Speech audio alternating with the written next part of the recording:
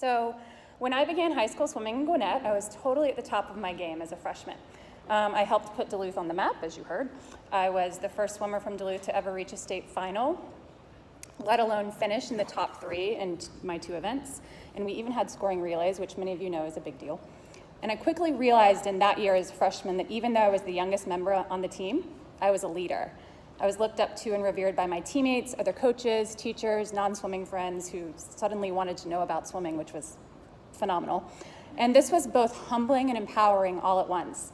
I learned that unlike in year-round swimming, where for me the focus always seemed to be on like shaving 100th of a second off of a time so you could qualify for the next level, high school swimming was more of a place of family. In that family, I met my best friends. I learned to let go of the constant competitive drive and swim for something bigger than myself. And I ate my weight in pre-meet spaghetti dinners.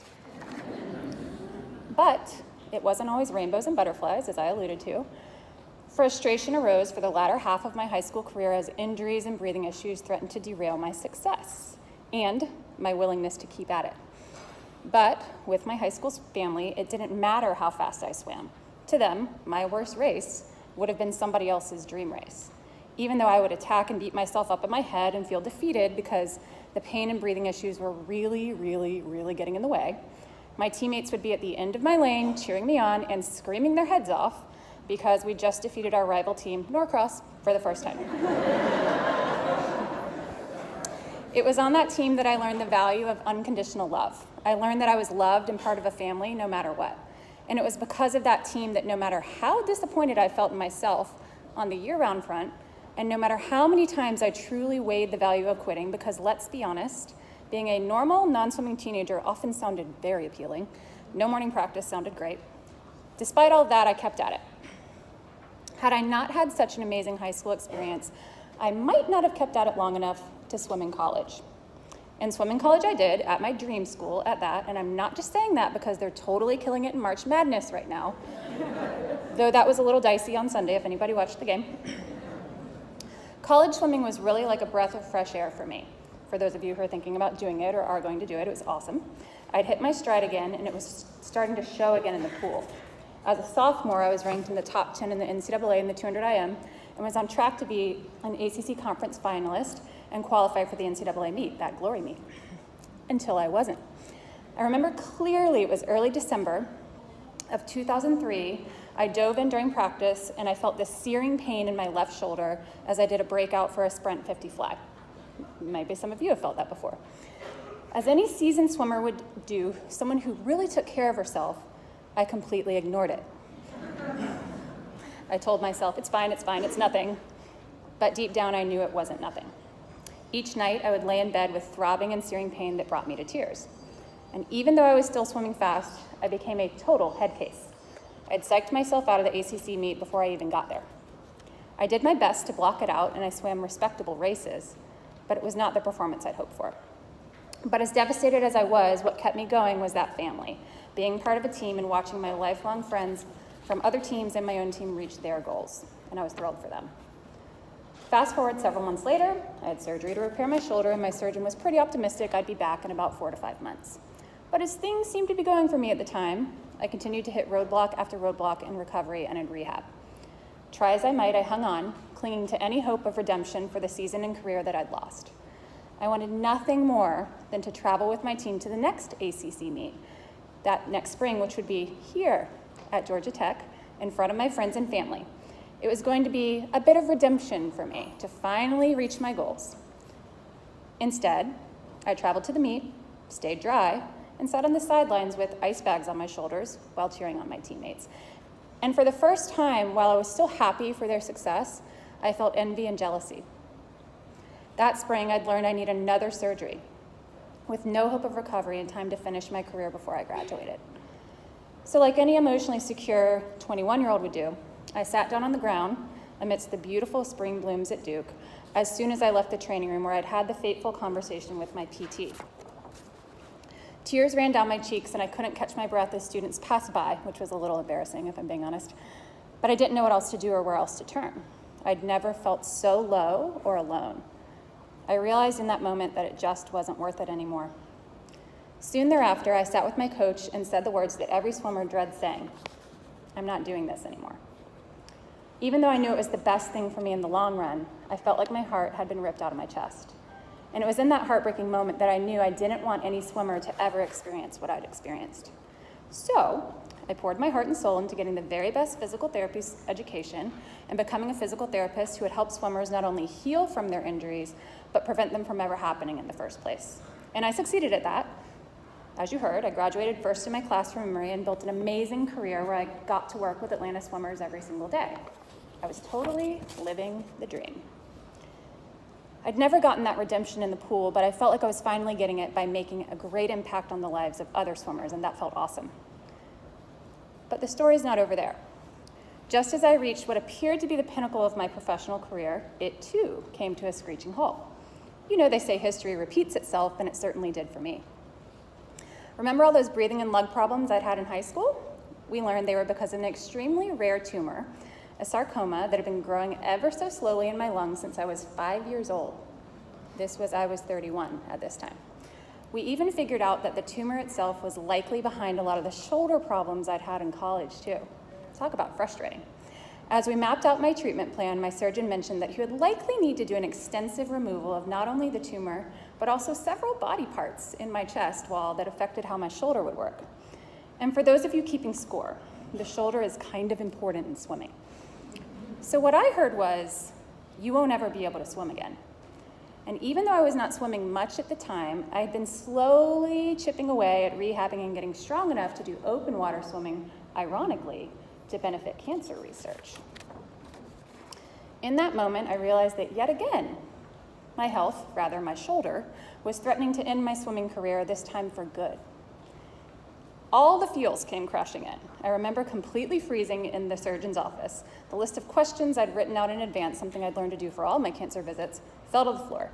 The only question I could muster through choked up throat and a heart that fought back tears was, "You mean I might not be able to swim again at all?" He nodded. This time I wasn't willing to accept that. Within a week, I was in the pool training for a race that wouldn't actually happen in the pool. Gone were the days that I worried about shoulder pain. I just wanted to be in the water, soaking up every stroke, every whiff of chlorine. God help me, I love the smell of chlorine. Does anyone else? Yes, I see nods, excellent. Even though I'd lost my swimming career, I didn't want to lose swimming altogether. I was facing a surgery that I might not survive at all, yet I was more worried about losing swimming than losing my life.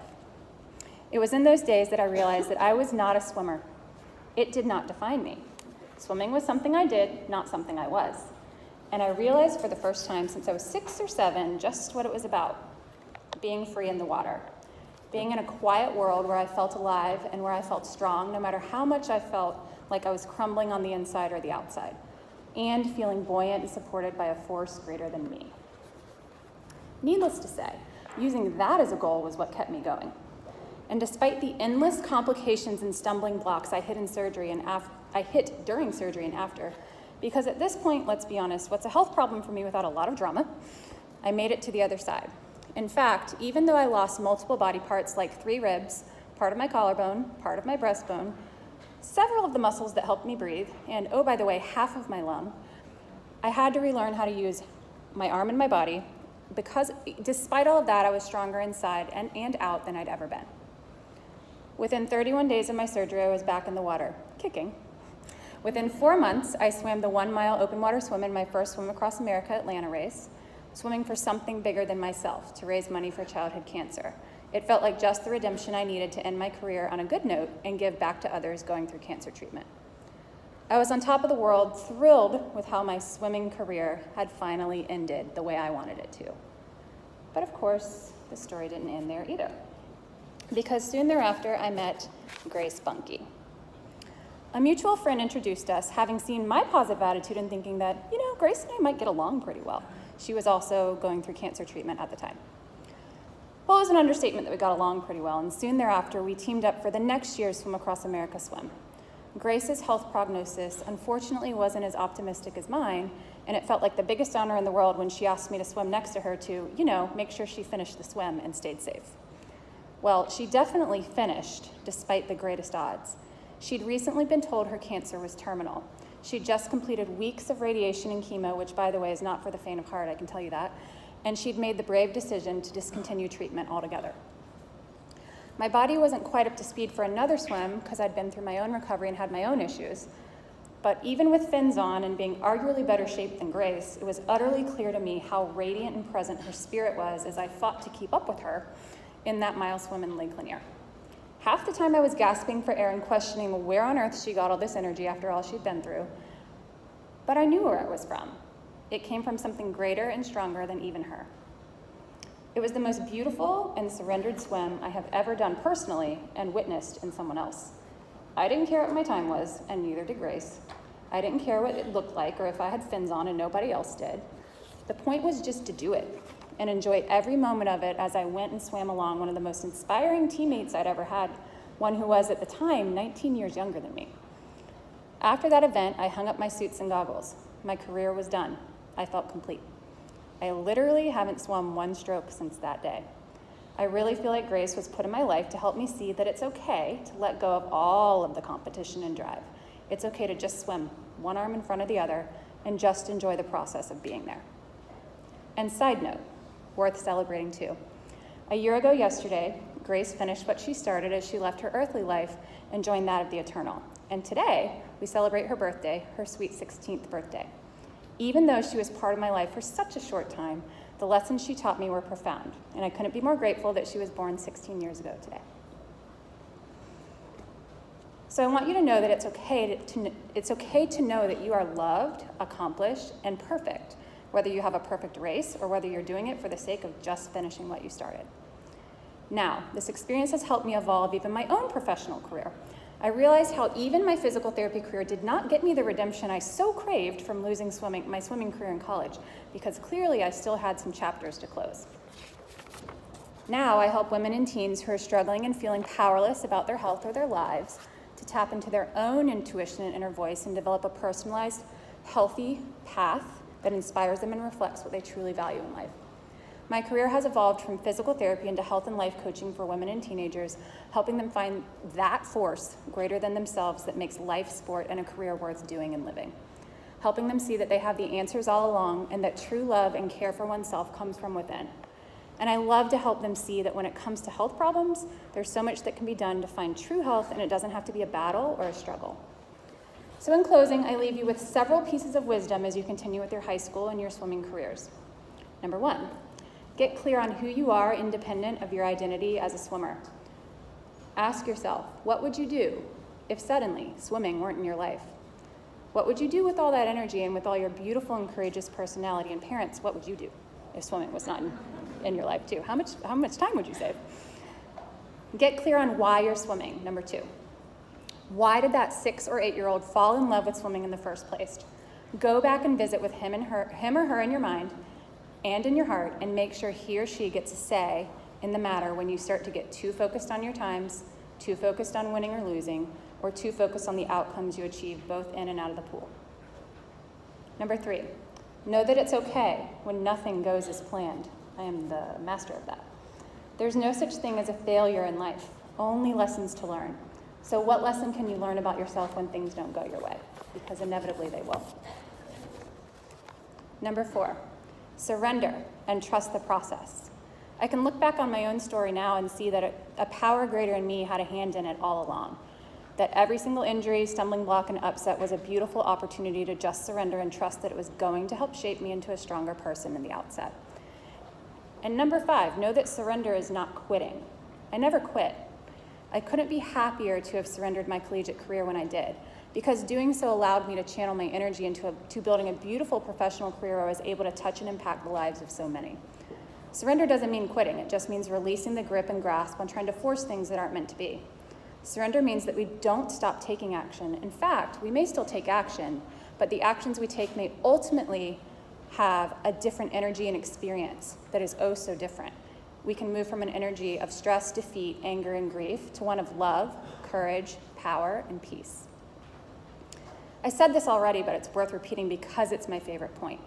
Know that you're inherently loved and worthy, each and every one of you, regardless of what happens to you, what you choose to do in life, what grades you achieve, what your times are, what meets you qualify for, and whether you get injured and end up on the sidelines with ice bags on your shoulders while your teammates have the meets of their lives. Number 7, your best is your best, and that is all you can ask of yourself. Each day, not one of you wakes up and says, oh, I think I'm just going to do life halfway today. No, because you're sitting here at this ceremony, something tells me you're all go-getters. You always put forth your best. But some days your best may not look like it did yesterday, and that's okay. It may not even look like that of your teammates or your friends, to which I say, stay in your lane. All you can ask of yourself is that you do your best in each moment with the time, energy, skills, and resources that you have, and that's all that matters. And lastly, number 8, remember that your very worst day or your very worst race may be someone else's dream. Be proud of yourself for still doing your best, and know that you can learn from it and do better tomorrow. Thank you so much again for having me. It's an honor to be here, and I wish you all the very best in your careers.